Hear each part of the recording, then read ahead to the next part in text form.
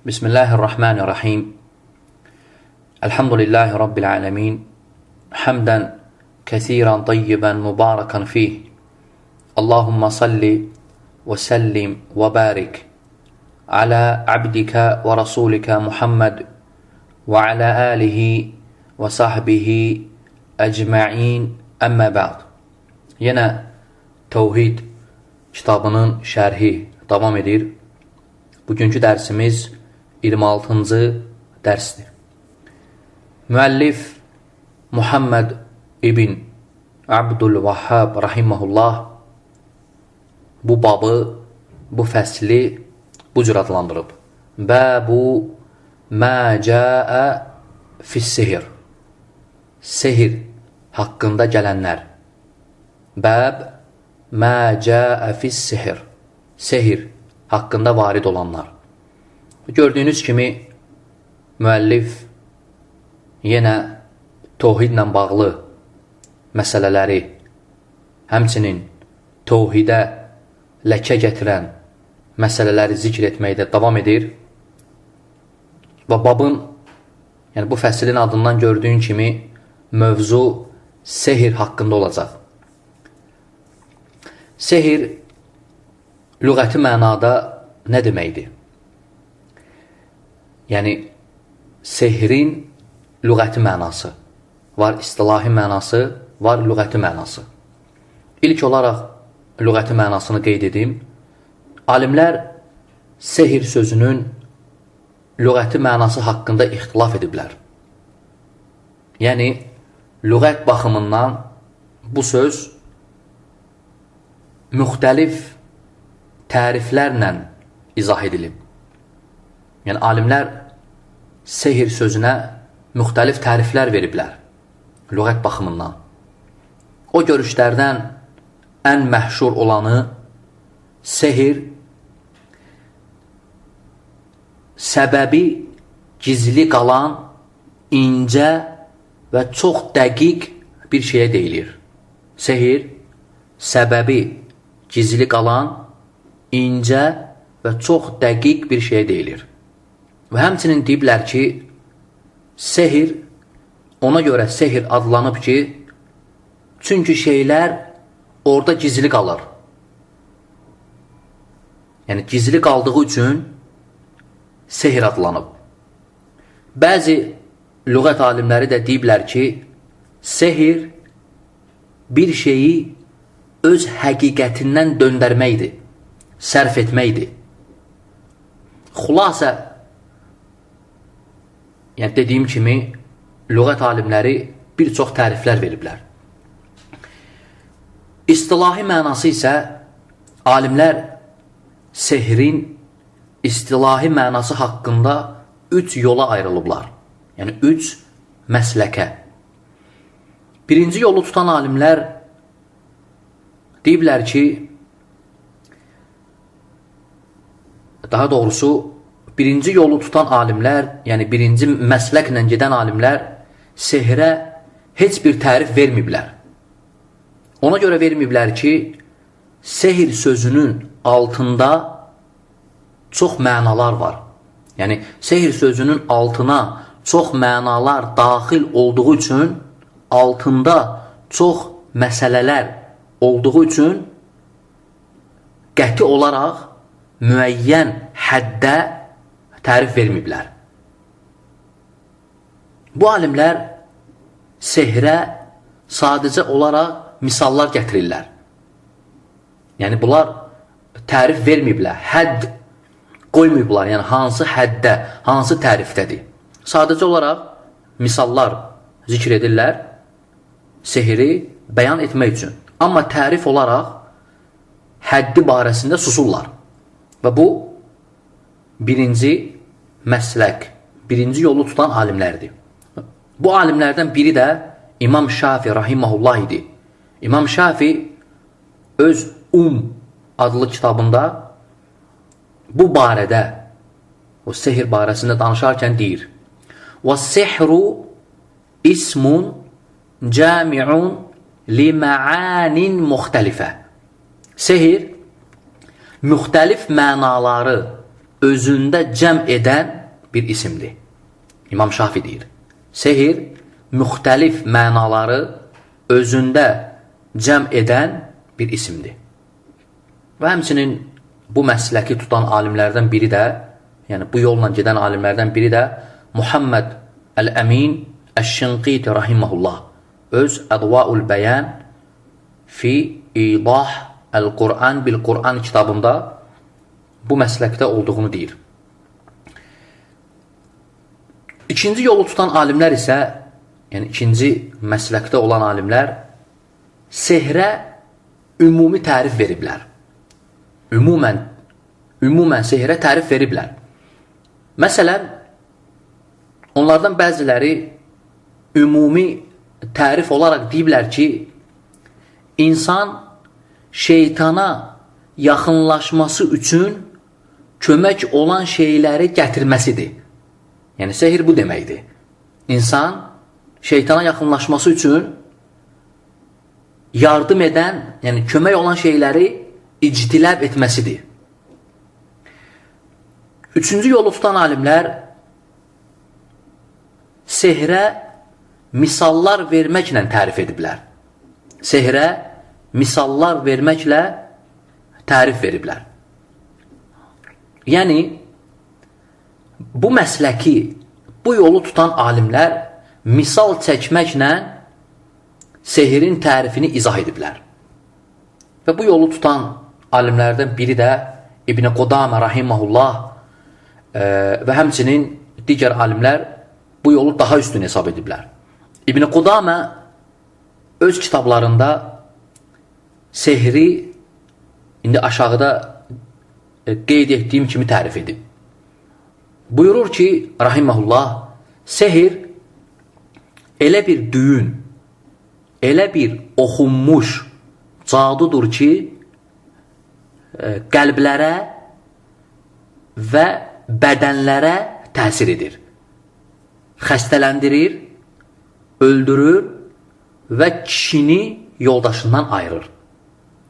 Bu tərifi, sehrə bu tərifi İbn-i Qudamə rahiməhullah verib. Xülasə, bu qeyd etdiklərim elm əhlinin sehrin tərifi barəsində tutduqları məsləkləri idi. Ümumiyyətlə, qeyd edim ki, hər bir insan, xüsusən elm tələb edənlər, bu mövzunu dəqiq bilməli və düzgün təhqiq etməyi bacarmalıdır. Nəyə görə? Ona görə ki, sehrlə bağlı olan məsələlər çoxdur. Sehrin növləri, onun həqiqəti və s. bu kimi sehrlə bağlı olan məsələləri insan dəqiq bilməlidir. Ümumiyyətlə, əhl-i sünnə alimləri icma edib ki, sehrin həqiqi təsiri var. Sehrin həqiqi təsiri var. Bunu əhl-i sünnədən heç kim inkar etməyib. Yəni, sehrin təsirinin olmasını əhl-i sünnədən heç kim inkar etməyib. Əhl-i sünnə alimləri deyir ki, sehrin təsiri həqiqidir. Sehr olunana,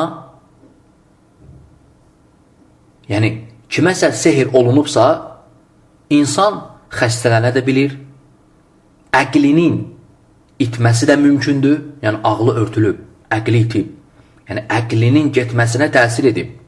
İnsan məcnun da ola bilir sehrin təsirindən, insanın digər bir insanla əlaqələrinə təsir də edir, onları ayıra da bilir.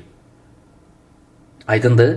Hətta bəzi sehr olunanlar var ki, yoldaşı ilə əlaqəyə girməyə qüdrəti çatmır. Yəni, sehrin təsirindən əlaqəyə gücü çatmır. Hətta subhanallah, insan sehrin təsirindən ölə də bilir. Deməli, dediyim kimi, əhl-i sünnə alimləri yuxarıda qeyd etdiyim, Yəni, yuxarıda dediyimin haqq olduğunu iqrar edir. Yəni, sehrin təsiri olmasını. Və burada heç bir şəkkin olmadığını deyir Əhl-i-Sünnə və Cəmaə. Lakin, burada bir məsələni qeyd edeyim. Əhl-i-Sünnə etiqad edir ki, bunların hamısı Allahın kəvni izni ilə baş verir. Bunların hamısı Allahın kəvni izni ilə baş verir. Allah Təbarəkə və Teala buyurur: وَمَا هُمْ بِضَارِّينَ بِهِ مِنْ أَحَدٍ إِلَّا بِإِذْنِ اللّٰهِ. Onlar Allahın izni olmadan heç kəsə zərər verə bilməzlər. Bu Allah Təbarəkə və Teala'nın sözüdür. Deməli, Allah Təbarəkə və Teala'nın kəvni izni olandan sonra sehir təsir edir. Yəni, bunların hamısı Allahın izni ilə baş verir. Və onu da qeyd edim ki, bəzi insanlar bu məsələdə Əhl-i-Sünnəyə müxalif olublar. Məsələn, Mu'təzilə, həmçinin İbn Həzm və Cəssas, Hənəfilərdən Cəssas bu məsələdə Mu'təziləyə müvafiq olub. Həmçinin İbn Həzm. Bunlar deyiblər ki, sehir yalnız gözdə xəyali görünə bilər. Yəni, gözdə xəyali görünən bir şeydir. Yəni, insan gözü ilə əşyaları həqiqətdən kənar görür. Yəni, onlar bu cür fikirləşiblər. Lakin, daha doğrusu budur ki, sehirin həqiqəti var, sehirin həqiqi təsiri var və bunu heç kim inkar edə bilməz. Hətta ümumi insanlar da iqrar ediblər ki, sehirin həqiqi təsiri var. Biri soruşsa ki, buna dəlil nədir? Yəni, dəlil nədir ki, sehirin həqiqi təsiri var insana? Cavab odur ki, buna Allah Təbarəkə və Teala'nın ayəsi açıq aydın dəlildir.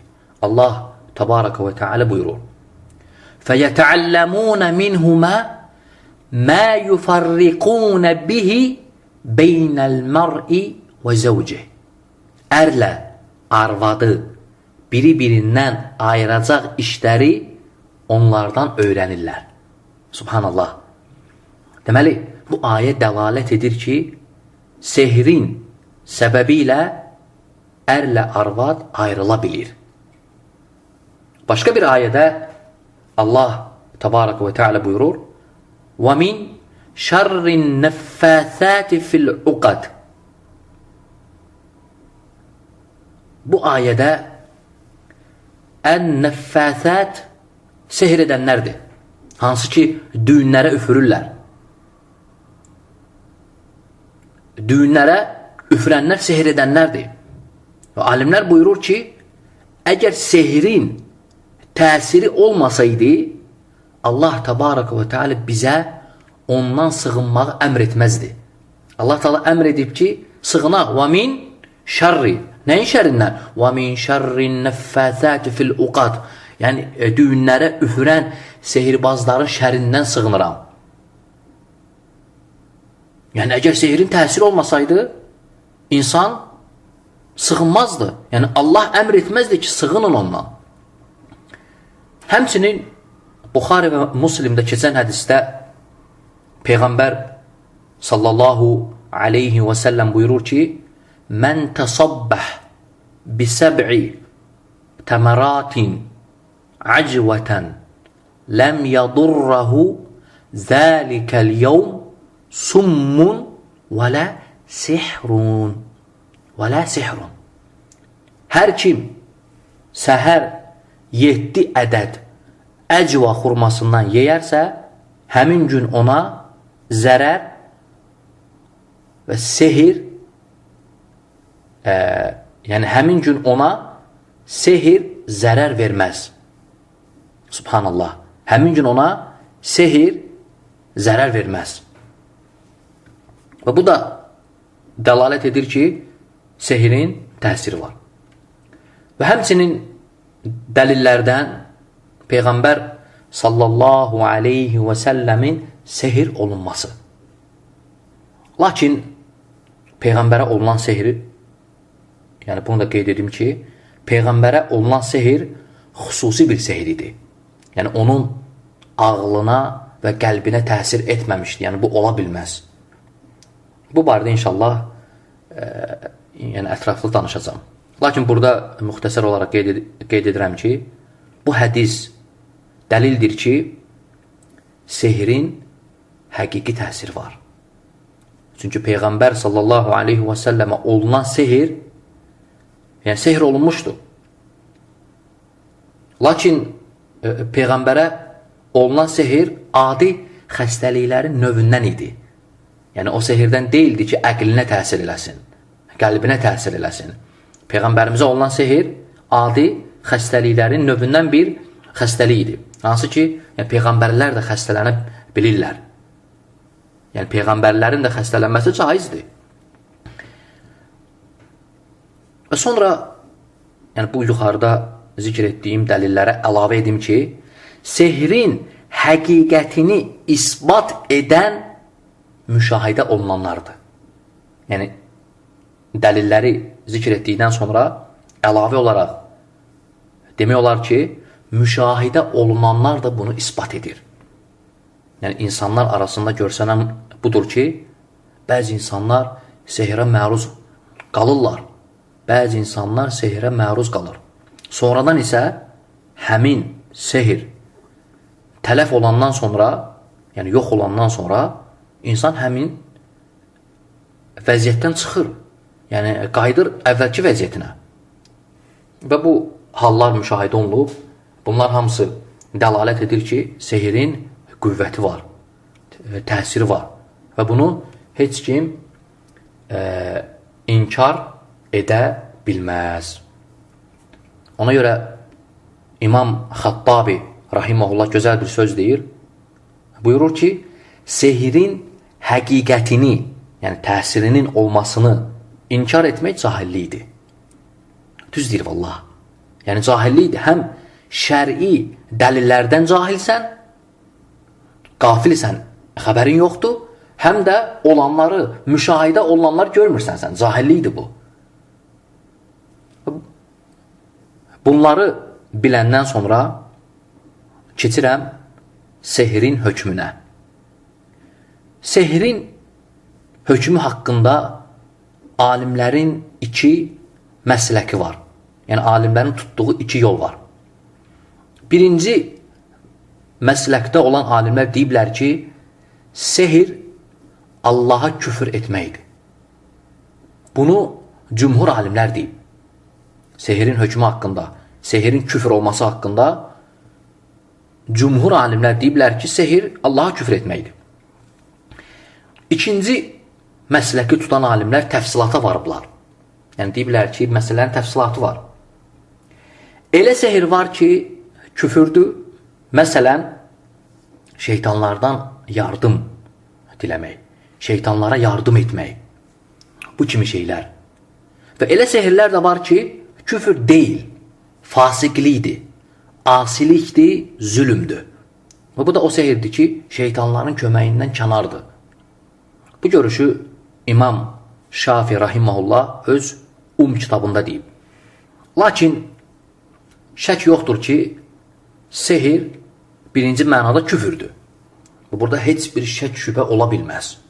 Yəni şeytanlardan yardım diləmək, şeytanlara yardım etmək, bu açıq aydın küfürdür.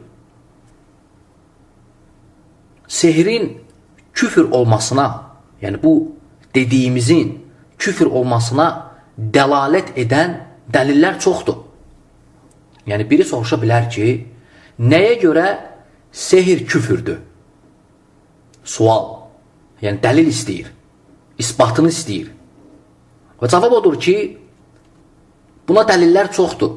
Məsələn, dəlillərdən biri Allah təbaraka və teala buyurur ki, وَاتَّبَعُوا مَا تَتْلُو الشَّيَاطِينَ عَلَى مُلْكِ سُلَيْمَانَ وَمَا كَفَرَ سُلَيْمَانُ وَلَكِنَّ الشَّيَاطِينَ كَفَرُوا. Onlar Süleymanın mülkündə, yəni onun səltənətində şeytanların oxuduqlarının ardınca getdilər. Süleyman kafir olmadı. Lakin şeytanlar isə küfr etdilər. Subhanallah, ayə. Burada fikir verin. Ayəyə diqqətlə fikir verin. Görün, ayənin hansı yeri dəlalət edir ki, sehir küfürdür. Allah Təbaraka və Teala buyurur ki, وَمَا كَفَرَ Süleyman. Süleyman kafir olmadı. Niye kafir olmadı? Çünkü Süleyman sehir işlətmirdi. Aydındır? Bu da onu göstərir ki, sehir işlətmək küfürdür. Sonra fikir verin. Allah Təbaraka və Teala buyurur, وَلَكِنَّ الشَّيَاطِينَ كَفَرُوا يُعَلِّمُونَ النَّاسَ السِّحْرِ. Lakin şeytanlar kafir oldular. Sehiri insanlara öyrədərək. Üsul alimləri deyir ki, onların küfrə düşmələrinə səbəb insanlara sehiri öyrətmələridir. Fikir verin, subhanallah. Allah Təbaraka və Teala şeytanların açıq aydın küfrə düşməklərini dedi. Şeytanların açıq aydın deyir. وَلَكِنَّ الشَّيَاطِينَ كَفَرُوا. Ayə. Lakin buna səbəb nə idi? Yəni illə harda idi? Cavab odur ki, insanlara sehiri öyrədirdilər. Aydındır? Alimlər deyir ki, bir şeyi öyrətmək o vaxt küfür olur ki, həmin o öyrədilən şey küfür olsun. Subhanallah. Yəni, öyrədilən şey küfürdür və öyrətdiyin üçün də küfür etmiş olursan. Və üçüncü vəcih, yəni üçüncü tərəfdən demək olar ki, deyə bilərik ki, həmçinin fikir versəniz, Harutla Marut, yəni bu ayə Bəqərə surəsindədir, 102-ci ayəsi. Harutla Marut deyir ki, وَمَا يُعَلِّمَانِ مِنْ أَحَدٍ حَتَّى يَقُولَا إِنَّمَا نَحْنُ فِتْنَةٌ فَلَا تَكْفُرْ.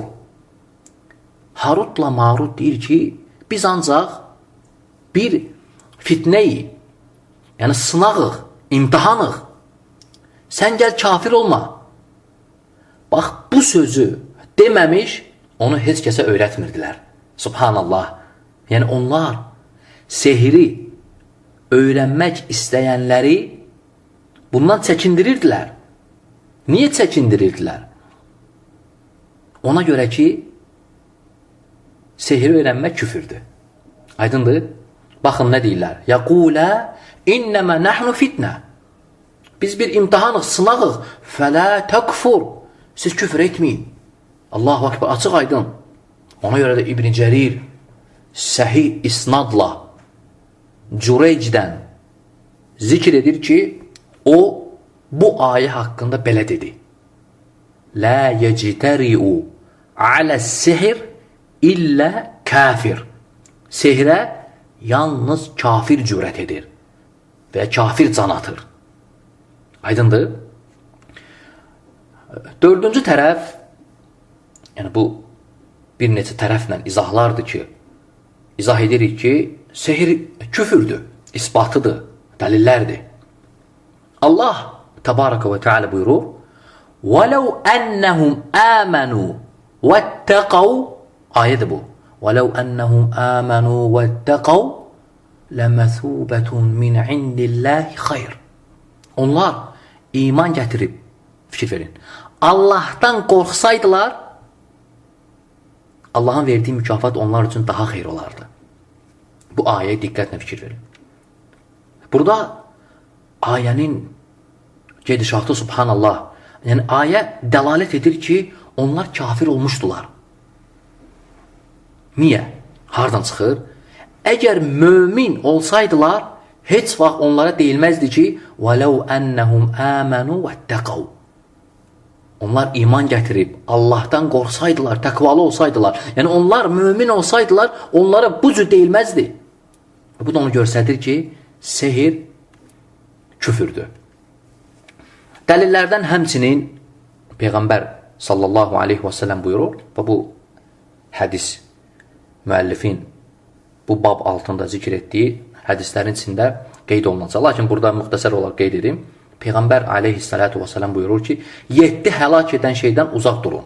Və onlardan biri də şirk və sehirdir. Və alimlər bu hədis haqqında deyir ki, bu hədis dəlildir ki, sehir küfürdür. Həmçinin sehirin hökmü barəsində olan dəlillərdən biri də səhabələr sehirbazları öldürərdilər. Və bu barədə inşallah müəllifin bab altında zikr etdiyi dəlillərdə danışacağım. Xülasə budur ki, sehrin hökmü küfürdür. Niyə?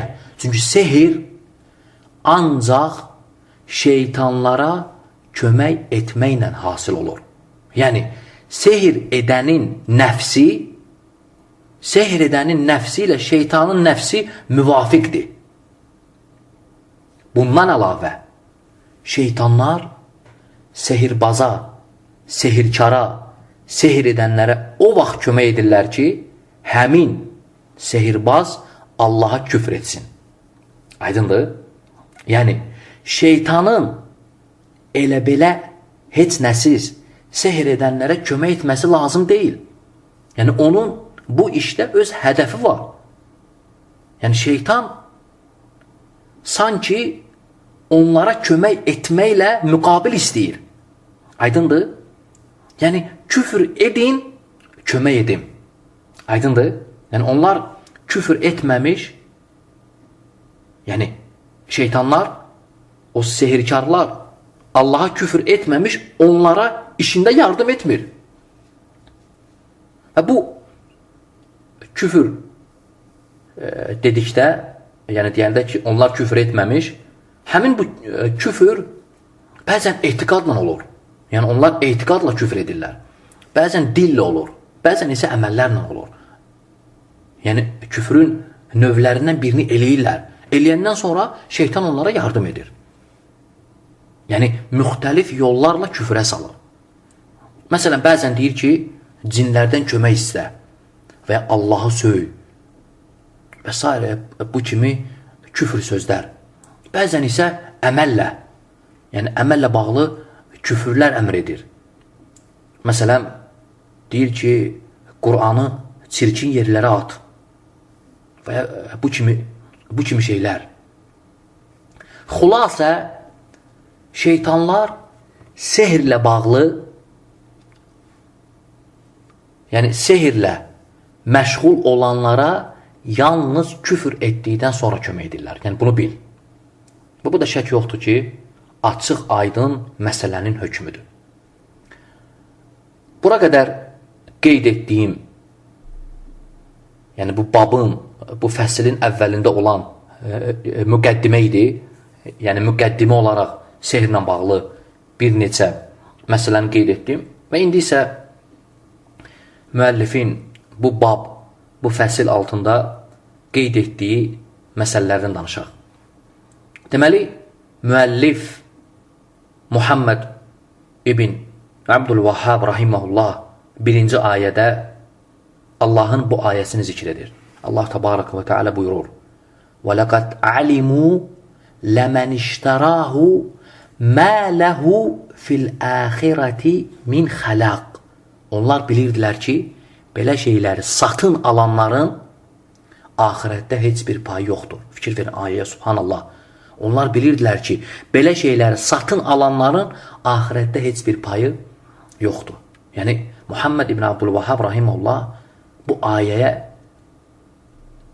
yəni bu ayə hansı tərəfdən bizim mövzuya dəlalət edir? Yəni, harasıdır? Vəcihul istidləl deyirlər buna. Yəni, mə ləhu fil əxirəti min nasib.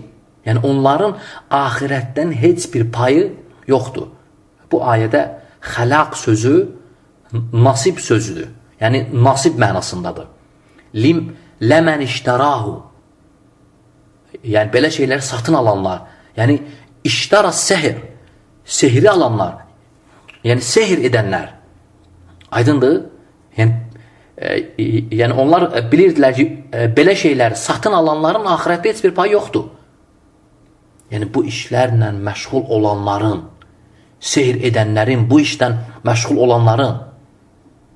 Ona görə də biz bilirik ki, axirətdə müşriklərin heç bir payı yoxdur. Ona görə də müəllifin bu ayəni zikr etməsi münasibdir. Sonra müəllif ikinci bir ayə zikr edir. Buyurur ki, və qavluhu ta'ala, Allahın bu sözü. Yu'minun bil cibt və tağut. Qalə Umar, el-cibtu es-sihru və tağut es-şeytan. Allah Tebareke ve Teala'nın bu ayəsi, Allah Subhanahu ve Teala buyurur, yu'minun bil cibt və tağut. Onlar, yəni Yahudilər cibtə və tağuta iman gətirirlər.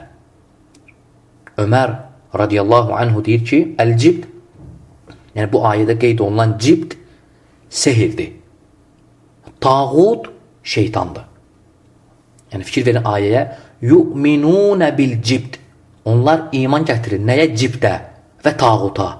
Cibt sehirdir, tağut şeytandır. Və qalə Cabir, Cabir deyir ki, ət-təvağitu, tağutlar kimlərdir? İzah edir. Kuhanun kənə yənzilu aleyhimuş-şeytan fi kulli heyyin vahid. Deyir ki, tağutlar deyir, şeytanların səmadan enib xəbərlər gətirdikləri kahinlərdir. Subhanallah. Və onlarda deyir, və həmin o tağutlardan hər məhəllədə var deyir. Hər məhəllədə biri var. Və bu ayədə Allah Tebareke ve Teala Yahudilərin halını xəbər verir. O mənada ki, onlar cibtə və tağuta iman gətirirlər. Və həmçinin bu ayə dəlalət edir ki, sehir müsəlmanların işi deyil, Yahudilərin işidir. Ona görə aləmdə fikir versəniz, sehirlə ən çox məşğul olanlar Yahudilərdir. Yəni, onlarda, Yahudilərdə sehirin böyük bir məqamı var. Aydındır? Və çox təəssüflər olsun, yəni, bəzi müsəlmanlar da yəni, özlərini İslama nisbət edənlərdə belə şeylər görülür. Sonra müəllif rahimehullah bir hədis gətirir. Peyğəmbər sallallahu aleyhi və səlləm buyurur ki, an Əbi Hüreyrə, Əbu Hüreyrədən da hədis, ənə Rasulallah sallallahu aleyhi və səlləm qal, İctənibu əs-səb'əl mubiqat. Peyğəmbər sallallahu aleyhi və səlləm deyir, həlak edici 7 şeydən, yəni 7 həlak edici şeydən çəkinin.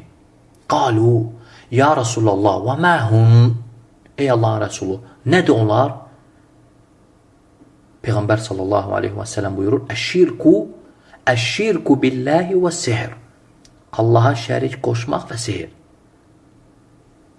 Bu hədisdə gördüyünüz kimi sihir şirklə bir gəldi. Yəni sihir şirkə ətf olundu, bağlandı.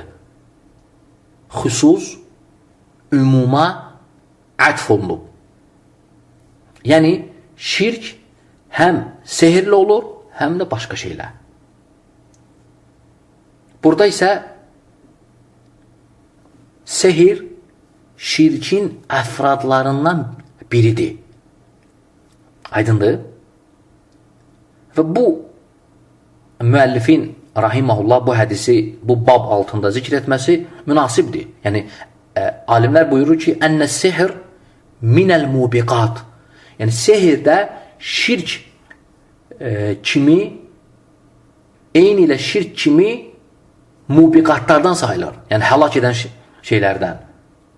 Mubiqat isə sahibini Həm bu dünyada, həm də axirətdə həlak edir. Yəni sizi həlak edən 7 şeydən çəkinin. O deməkdir. Yəni Peyğəmbər sallallahu aleyhi və səlləm onu deyir.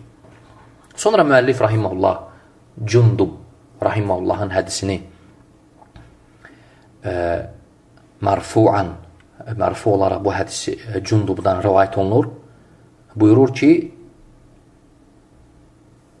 Peyğəmbər sallallahu aleyhi və səlləm buyurur, Həddus sahir darbuhu bis-sayf. Düzdür, bu yəni bəzi alimlər ixtilaf ediblər. Yəni bu Peyğəmbər sallallahu aleyhi və səlləmlə sabit olubmu, yoxsa yox. Yəni hədis kimi, Peyğəmbərin sözü kimi sabit olub, yoxsa bunu Cundub radiyallahu anhu deyir. Sahabə. Cundub sahabə olub. Yəni sahabənin sözüdür, yoxsa Peyğəmbər sallallahu aleyhi və səlləm. Hər halda sahabənin sözü olsa da, yəni bu mərfu hökmündədir. Yəni sahabə bunu özündən belə hökm deyə bilməz. Buyurur ki, Həddus sahir darbuhu bis-sayf. Sehirbazın şəriətdə təyin olunmuş cəzası onun qılıncla öldürülməsidir. Və bu hədisdə göstərilir ki, yəni bu hədis onu göstərir ki, sehirbazlar öldürülür. Niyə? Ona görə ki, yer üzündə fəsad törədirlər. Sonra müəllif rahimehullah başqa bir hədis zikr edir. Kətəbə Ömər İbnül Xattab radiyallahu anhu Əliqtulu kullə sahirin və sahirətin. Deməli, Bəcələ İbni Abədə deyir ki, bu tabinlərdən olur. Bəcələ İbn Abədə deyir ki, yəni bu böyük tabinlərdən olur rahimehullah. Ömər deyir, yazılı məktub yazaraq fərman verdi ki, hər bir sehirkar kişini və qadını öldürün. Və biz də 3 sehirkar kişini öldürdük. Və bu hədis və həmçinin bundan yuxarıda qeyd olunan Cundubun hədisi dəlalət edir ki, sehirkarlar öldürülməlidir. Aydındır. Sonra müəllif, yəni biz müəllifin sözlərini, yəni hamısı bir-birinə oxşadığı üçün, yəni bir-birinlə bağlı, yaxın mənalar olduğu üçün surətlə oxuyuruq, yəni üzərində çox dayanmırıq. Sonra müəllif rahimehullah Həfsənin rivayətini zikr edir. Həfsə radiyallahu anhə, Ömər radiyallahu anhunun qızı idi. Həfsə onu sehirləmiş bir cariyəsini əmr edir ki, öldürsünlər. Bir cariyəsi var idi, onu sehirləmişdi və əmr edir ki, öldürsünlər və öldürürlər. Və həmçinin bu Cundubdan rivayət edilir. Həmçinin İmam Əhməd rahimehullah deyir ki, Peyğəmbərin 3 səhabəsindən rivayət edilib ki, sehirkarı öldürün. Yəni, Peyğəmbərin sallallahu aleyhi və səlləmin 3 səhabəsindən rivayət edilib ki, onlar sehir edəni öldürməyi əmr etmişdilər. 1. Ömər, 2. Həfsə, 3. Cundub. Necə ki, yəni bu hədislərin şahidi oldunuz. Həmçinin əlavə olaraq deyə bilərik ki, digər 3 nəfər səhabədən də sabit olub ki, onlar əmr ediblər ki, sehirkarı öldürün. Osman İbn Ömər, Qeys İbn Səad radiyallahu anhum. Deməli, bu 6 nəfər səhabə əmr ediblər ki, sehirkar öldürülsün. Ömər, oğlu İbn, yəni Abdullah İbn Ömər, yəni Ömər, oğlu, qızı Hafsa, xəlifəsi Osman, sonra isə Cundubdan Qeys. Bu 6 nəfər sahabə əmr edib ki, sehirkarı öldürsünlər. Sonda isə bir məsələni qeyd edim. Sehirkar tövbəyə çağırılırmı? Yoxsa tövbəyə çağırılmadan öldürülür? Cavab odur ki, bu barədə 3 görüş var. Birinci görüş çağırılmır. İkinci görüş çağırılır. Yəni tövbə etsə azad edilir. Etməsə öldürülür. Bu görüşə İmam Şafi rahimehullah kitabında meyl edir. Üçüncü görüş, sehirbaz, yəni o sehirkar zındıqların hökmündədir. Belə insanlar aparılır hakimin yanına. Hakim məsləhət bilsə, yəni şəri məsləhət olsa öldürülür. Şəri məsləhət olmasa tövbəyə çağırılır. Tövbə etsə buraxılır. Və bununla kifayətlənirəm. Allah subhanahu və teala'dan istəyirəm ki, eşidənlər üçün, dinləyənlər üçün faydalı etsin. Və sallallahu və səlləmə və barak alə abdihi və rasulihi Muhammed. İxlasla.com saytı tərəfindən təqdim olundu.